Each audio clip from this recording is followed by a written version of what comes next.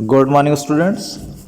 रसायन विज्ञान में चौथा चैप्टर कार्बन तथा इसके यौगिक का अध्ययन चल रहा था, जिसमें हम लोगों ने अभी तक किसी भी कार्बनिक यौगिक का नामकरण तथा विभिन्न प्रकार के कार्बनिक यौगिकों के निर्माण की विधियां, रासायनिक गुण तथा उनके उपयोग का अध्ययन किया था। आज हम लोग साबुन या सोप का अध्ययन करेंगे। किस प्रकार से साबुन का निर्माण किया जाता है या साबुन बनाया जाता है। साबुन को हम लोग सभी लोग प्रतिदिन प्रयोग करते हैं, नहाने में, कपड़े धोने में या अन्य प्रकार के विभिन्न बर्तनों को धुलने में साबुन का प्रयोग किया जाता है। साबुन जो होता है वो विभिन्न प्रकार की वनस्पतियों से प्राप्त तेल, जैसे महुआ से, तिल से, अलसी से या वनस्पति तेल जो होते हैं उनके द्वारा प्राप्त किया जाता है।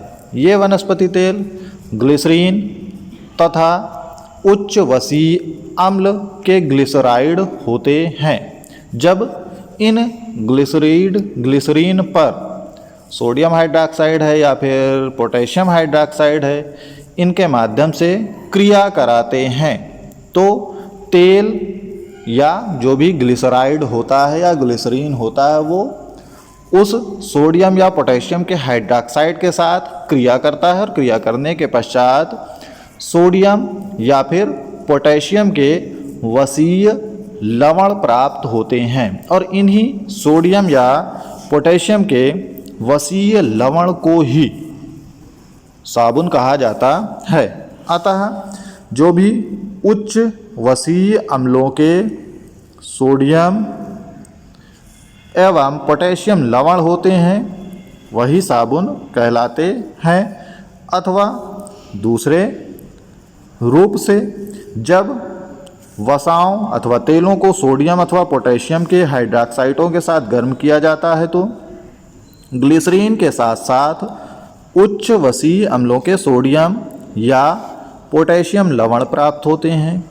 इन लवण को ही साबुन कहा जाता है तथा साबुन बनाने की इस अभिक्रिया को साबुनीकरण कहते हैं। ये साबुनीकरण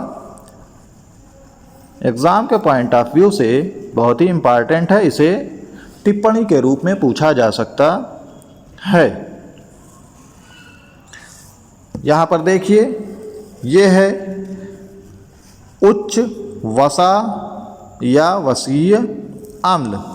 जब इसकी सोडियम हाइड्रॉक्साइड के 3 अणु से क्रिया कराते हैं तो 3 अणु से क्रिया कराने पर यहाँ पर ये ग्लिसरॉल प्राप्त होता है और ये सोडियम एस्टियारेट प्राप्त होता है, जिसे साबुन कहते हैं। ये सोडियम का ही वसीय लवण होता है।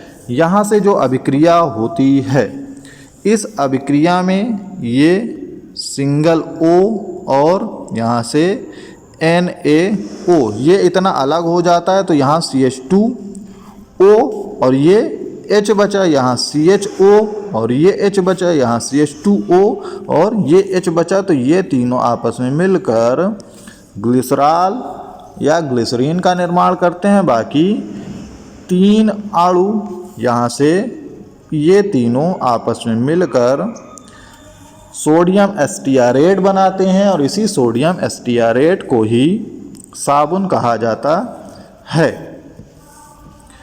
और इस साबुन के निर्माण में